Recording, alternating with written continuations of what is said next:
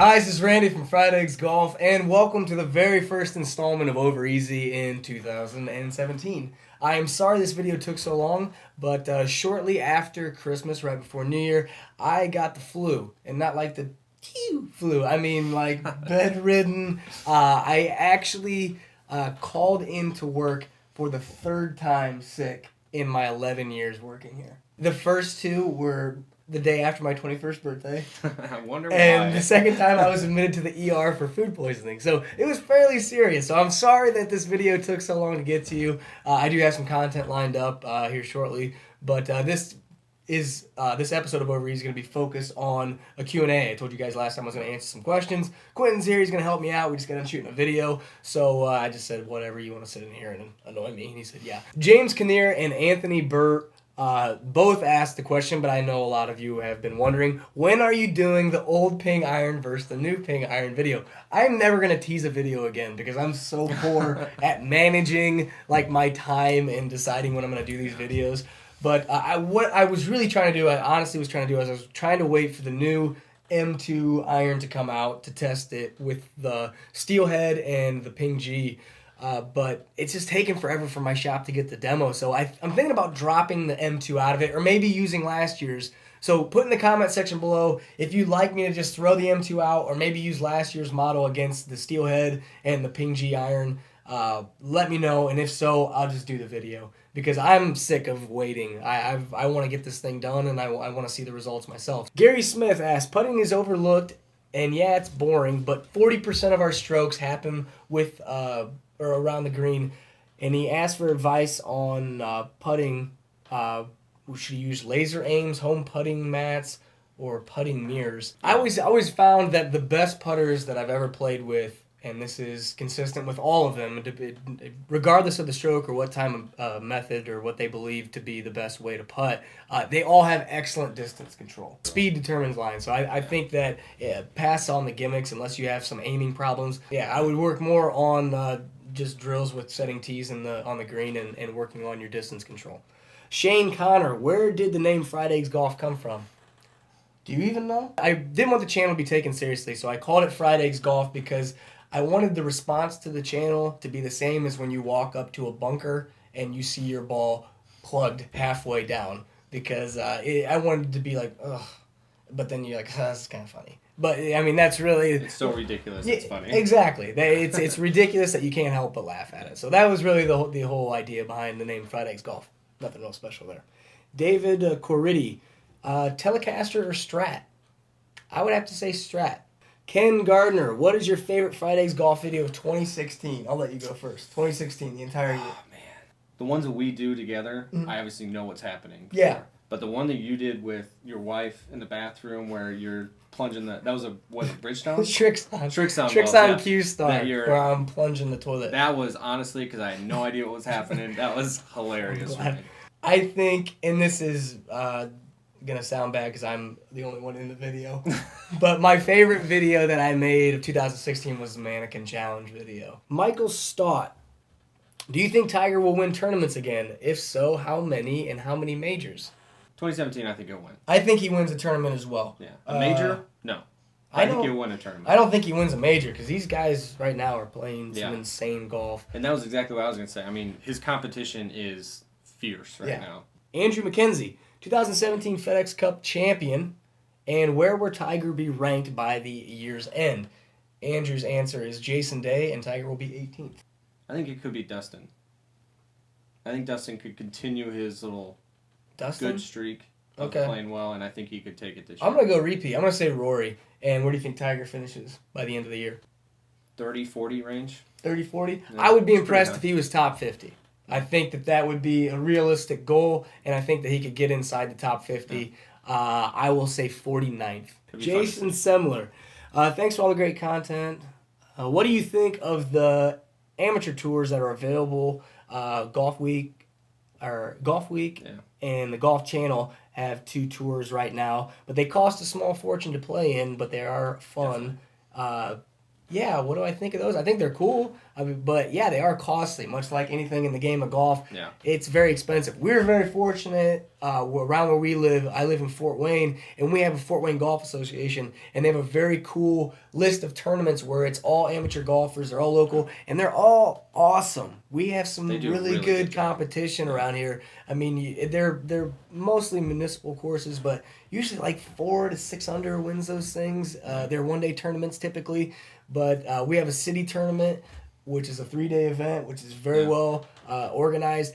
That's actually something I'm very excited. I want to get back into those tournaments. I used to play them when I was in college, but then when I stopped practicing and my game went down, they became less fun, to go out and shoot 78 and get beat by a 16-year-old. Warren Bourne asks, why? 3 question marks on that.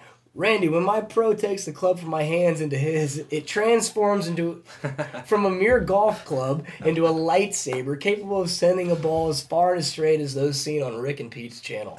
So this is so true. That's funny that you say that, because there's actually a rule of thumb that I live by here at the golf shop, and it's when I'm on the range helping someone or fitting them into a golf club, a lot of times it's an elderly gentleman. He'll say, "Here, hit this." And I've learned that you don't hit it. You just say, "Nah, thanks, I'm not supposed to hit, or my back hurts or something." Just make up an excuse, because if he's hitting these 215-yard drives and then you hit this 305 bullet on a rope, it is so discouraging. Like it's hard. Yeah, they'll melt, and they'll just be like, "I don't even want to play this game anymore, and I hate you." Matt Gomez, I thoroughly enjoy the channel. What is the course you would want to vlog in 2017? I don't know.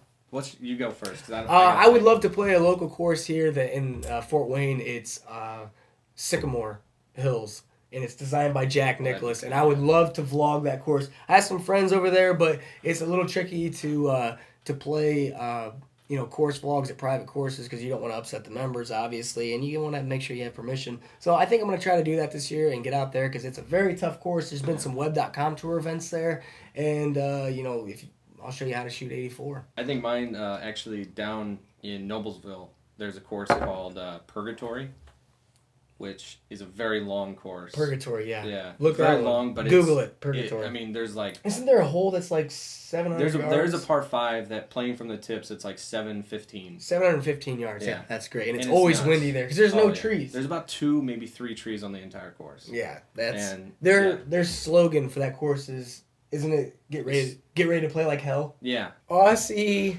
Tafia wants to know, in your opinion, what are the best value for your money new irons on the market at the moment? 2 categories: players' irons and game improvement. I'll probably answer this question because you've been out of the game for a little while as far as the retail side. Best value for your money, it's tricky because I'm always going to go into earlier models, like last year's model or the year before models, and there's only a few manufacturers that allow custom fitting in previous models, and Ping is one of them. So I think that they kind of, value-wise, have the best bang for your buck, because you can get a set of G30s for a discounted price, and you can still get them custom fit from them. And I think that's a huge advantage over the other manufacturers, and I wish other manufacturers would do that, but they don't. Missy Lamont, what are your New Year's resolutions, goals, and plans for 2017? I kind of spilled into this already. I want to get back into competitive golf, and by that, I mean I want to play more golf. I want to practice more.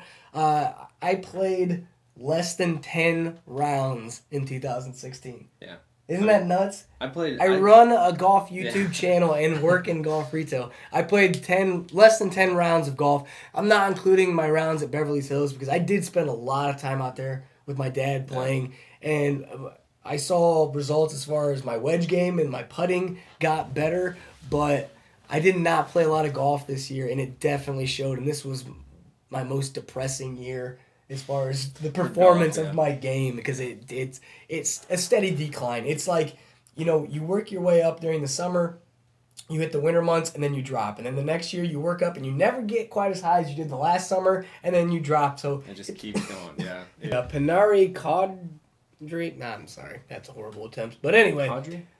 Yeah. You know who you are. Biggest tip to break 90. Go ahead. You take this one first. We kind of talked about it earlier. It's putting. Yeah, I'm going to go one step further than that. Putting in short game is important to breaking 90, but I don't think it's the most important. I think that that's probably a bigger tip to break 80. To break 90, I really feel like it's a manageable tee shot. I feel like too many people fall into the stereotype of trying to hit a driver off the tee. Hit a 3-wood, hit a 5-wood, hit a hybrid. But hit something that's in play that keeps you where your approach shot is not from out of trees or not in a bunker or not out of really tall grass. So find a manageable tee ball and then work on your chipping and putting. I think you'll break 90, no problem. Luis Ramirez, what do you expect to be the biggest technology change in the next year, 2017? I think we've already seen it. I think that Callaway's Epic driver has pushed the technology barrier a little bit farther. Quentin Patterson, do you have any inside info on the new Callaway Epic driver coming out? What will the cost be? Shaft options? Thank you. Well, you can pretty much find anything you want now on their website. I think they have all the shaft options, all the loft options available right now. I've heard stories of a third one coming out, but I don't know any information about that to be able to share with you. But cost, I think, is going to be $500. Matt Dunphy, I have recently switched from a slightly cavity back iron to a forged blade. I really like the feel of them and haven't experienced any of the common downfalls of using a blade. One thing I have experienced, though, is they tend to overdraw at times, leaving a chip off the green. What's your explanation? It's hard to say without seeing your swing. I imagine it's probably swing path, something in there, because typically blades are going to have less offset, so they're going to be less draw bias. The only thing that maybe stands out to me is the club may be a little too upright. They may be a little too long. But outside of that, if they were custom fit for you, it might just be the weight difference. The swing weight is a little lighter. The head's a little bit lighter maybe, and it's causing you to swing left with it or to pull the ball. But I imagine it's probably more of a swing thing. But that's a hard one to answer without seeing the golf swing. L. Brown, what do you think of the TaylorMade M1 and M2, this 2017 versions, being almost identical as last year's model? Has TaylorMade hit the ceiling, or is there logic to the design and we missed it? No, you're not missing anything. This is fairly common. When you're pushed to come out with a driver every single year, it's hard to innovate that quickly, especially, like I said, with these manufacturers being handcuffed. So yeah, a lot of these guys mail it in. They really do. They try to come up with some buzzwords. They put a new paint job on it. They try to move some weight around. But typically, if you pay any attention to Mark Crossfield and his philosophy on golf, it is spot on. It's about strike. It's about hitting the ball in the center of the club face, and that's far more important than anything you can do with weights and any kind of adjustments. It's hard. It's really hard, and it's hard to impress people that have so much knowledge now.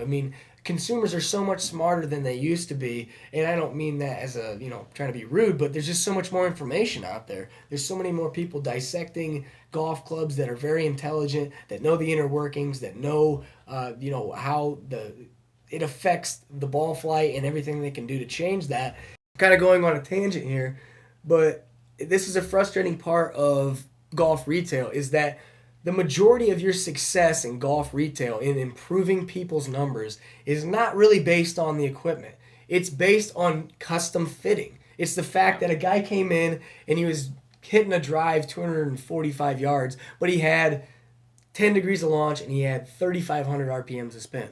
Well, I look like a hero when I hand him a new golf club and I dial it in to a more appropriate, loft setting, more appropriate shaft that gets his launch angle and gets his spin rates into a better area to where now the club looks like the hero, but really it had to do more with the custom fitting. Now that everyone's offering custom fitting and everyone's kind of up to date and have got their clubs dialed in, now when they go to that next year's model, the changes just aren't there. That wraps up this week's episode of Over Easy. Thank you for watching. Put your comments down below and let me know as far as the I2 iron video. I want to thank Quentin for sitting next to me and doing nothing. And until then, I will see you guys next time. And as always, have a great day. What's that? Take a bow. Magic.